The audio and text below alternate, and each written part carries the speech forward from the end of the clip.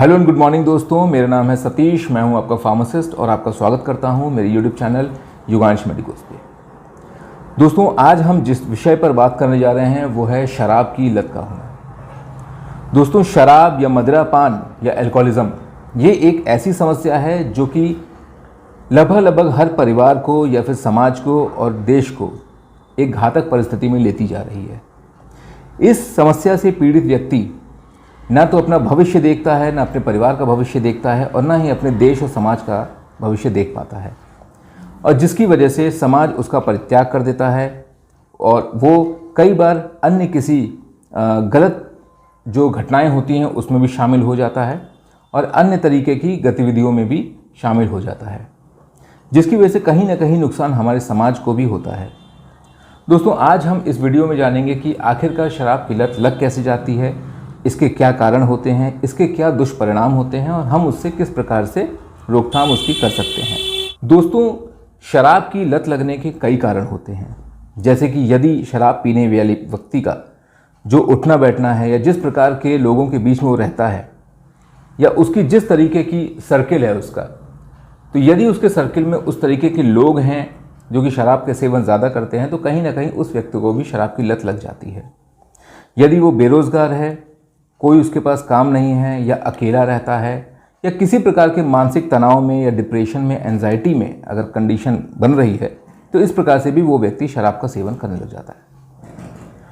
दोस्तों, हम जानेंगे कि शराब के सेवन को निरंतर करने रहने से शरीर पर इसका क्या प्रभाव पड़ता है।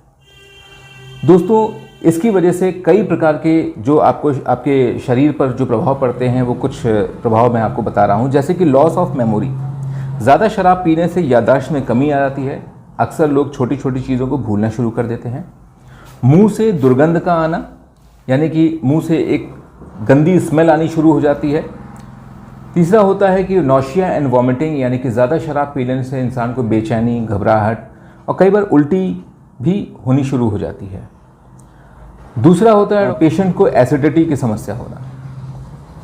जब ज़्यादा शराब पीने से कई बार उसको एसिडिटी की भी समस्या हो जाती है, पेट में जलन हो जाती है, छाती में जलन हो जाती है, उसको नींद नहीं भी आने की समस्या प्राप्त हो जाती है कि कई बार उसको नींद नहीं आती है।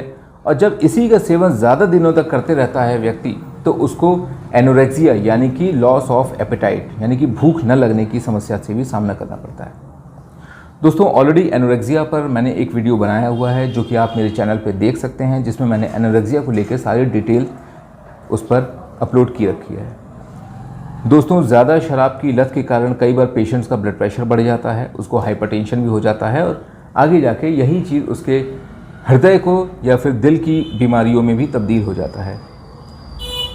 दोस्तों, जब भी कभी आपको ऐसा लगे कि किसी आपके परिवार के सदस्य ने या किसी आपके रिश्तेदार ने यानी कि ज़्यादा अगर शराब पी ली है जिसकी वजह से उसको सिर में दर्द या अगले दिन किसी भी प्रकार की बेचैनी या अन्य प्रकार की परिस्थितियां उत्पन्न हो रही हैं, तो सबसे पहला आप उसको देंगे फ्रूट जूस।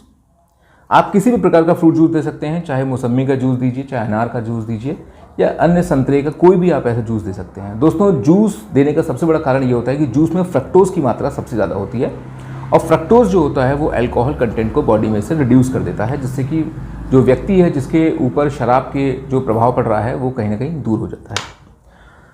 दोस्तों, अब हम बात करेंगे कि शराब की लत को कैसे छुड़ाया जाए। देखिए दोस्तों, सबसे इंपॉर्टेंट तो ये है कि शराब की लत को कभी भी किसी मेडिसिन से नहीं छुड़ाया जा सकता।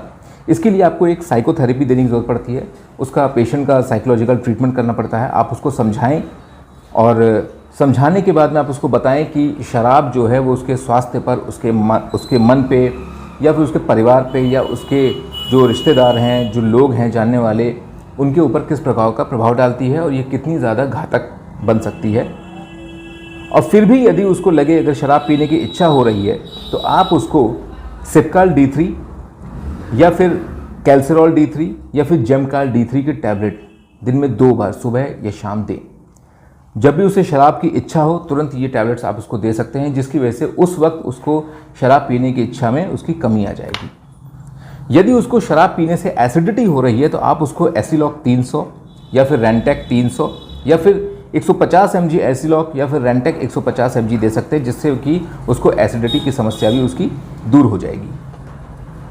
दोस्तों, अगर उस पेशेंट को ज़्यादा शराब पीने की वजह से अगर लिवर में प्रॉब्लम है, यानी कि फैटी लिवर हो चुका है या फिर लिवर सिरोसिस की कंडीशन है, तो उसमें आप अपने डॉक्टर से परामर्श ले सकते हैं, अपने फैमिली चिकित्सक से भी राय ले सकते हैं, और या फिर एक नॉर्मल सा कोई भी लिवर का टॉनिक दे सकते हैं, जैसे कि हेप्टोग्लोबिन होता है या फिर ली52 होता है या फिर ली52 DS की टैबलेट या सिरप। इनमें से कुछ भी आप कोई भी ब्रांड यूज़ कर सकते हैं, जिससे कि उसको लीवर की बीमारियों से भी काफ़ी हद तक रिडक्शन मिल जाता है।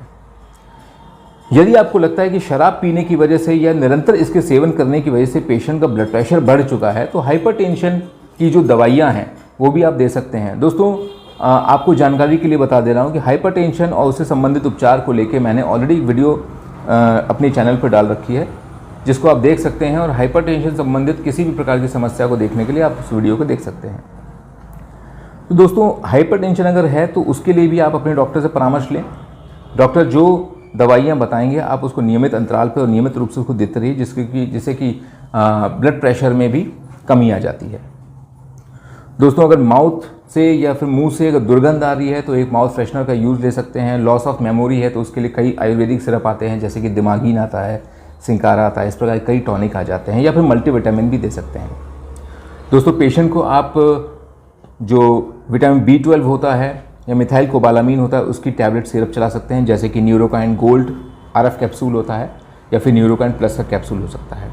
तो इस प्रकार के जो उपचार हैं वो एक जनरल उपचार आप अपने पेशेंट को दे सकते हैं।